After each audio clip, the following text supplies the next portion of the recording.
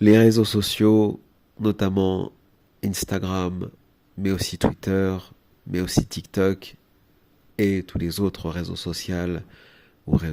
pardon, dont j'ignore l'existence, sont vraiment, avec le temps, devenus la revanche des moches. C'est un truc de malade. Alors, forcément, certains vont me dire, oh, vous êtes méchant, on ne peut pas dire ça, on ne peut pas insulter le physique des gens. Non, moi je pense que dans la vie, notre physique reflète notre âme, notre esprit, nos intentions, la qualité ou l'état de notre cœur. C'est-à-dire que si on a un cœur sain et un esprit pur et purifié, on aura un visage rayonnant, qu'on soit grand ou fin, que l'on soit blanc ou noir, ou enfin peu importe. On a le physique de ses idées, on a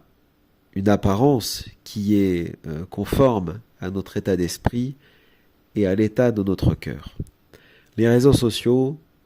ou les réseaux cas sociaux, comme j'ai l'habitude de dire, sont vraiment devenus une avalanche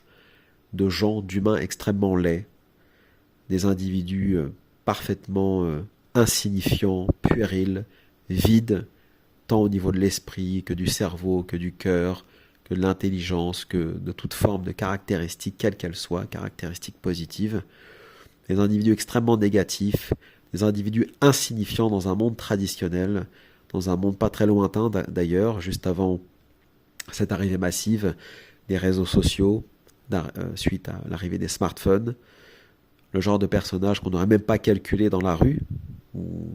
dans n'importe quel endroit d'ailleurs, que ce soit les transports en commun, que ce soit au travail, que ce soit dans les couloirs de la fac ou de l'université, peu importe.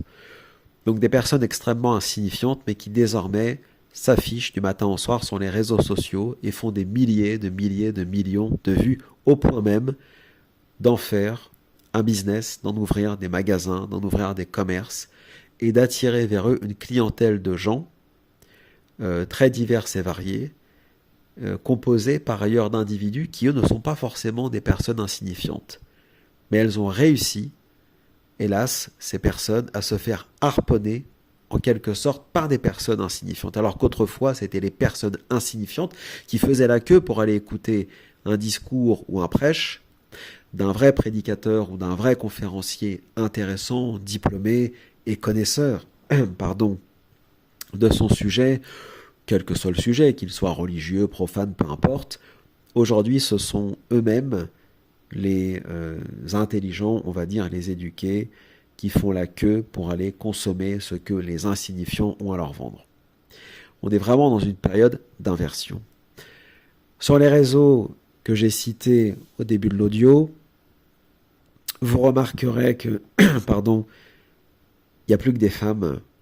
ou des jeunes filles, peu importe,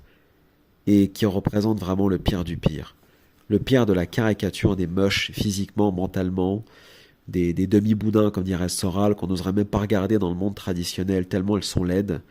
Elles sont laides parce qu'elles sont bêtes, elles sont laides parce qu'elles sont insignifiantes, encore une fois, elles sont laides parce qu'elles ne sont pas sérieuses, pas intelligentes, pas cultivées, pas drôles, pas originales, pas créatives ou créatrices ou peu importe. Mais malgré ça, elles rayonnent quand même sur les réseaux sociaux uniquement parce qu'elles ont une abaya, un hijab et un peu de maquillage, et parce qu'elles vendent deux ou trois voiles en plastique de soie de made in China, de made in China, voilà, c'est le cas de le dire, et donc elles deviennent tout de suite des stars. Il y a encore une vingtaine d'années, pour être une star internationale, pour être belle, il fallait être mannequin, il fallait être grande, fine, il fallait être une beauté, il fallait être belle au naturel, sans maquillage, il fallait vraiment faire beaucoup d'efforts. Désormais, il suffit d'être sur les réseaux sociaux, on se met 3 couches de fond de teint sur le visage, on met une abaya, un hijab de made in China, et puis on raconte 2 ou 3 blagues complètement foireuses par ailleurs, et ça passe, et on vend des milliers de voiles, des milliers d'abaya, y compris dans les rues de Paris, même si on n'est même pas française, et ça passe quand même. On va faire une vidéo là-dessus, sur un sujet, j'ai vu que c'était d'actualité, Inch'Allah. Mais voilà où est-ce qu'on en est quand même aujourd'hui. On en est là en fait, des personnes parfaitement insignifiantes, que personne ne voudrait épouser, que personne ne voudrait regarder en temps normal, mais qui deviennent des stars. Là, on est vraiment dans les grands signes en quelque sorte, je ne vais pas rentrer dans les textes, de la fin des temps. quand ce sont les pires du pire qui deviennent des modèles et des exemples pour l'humanité.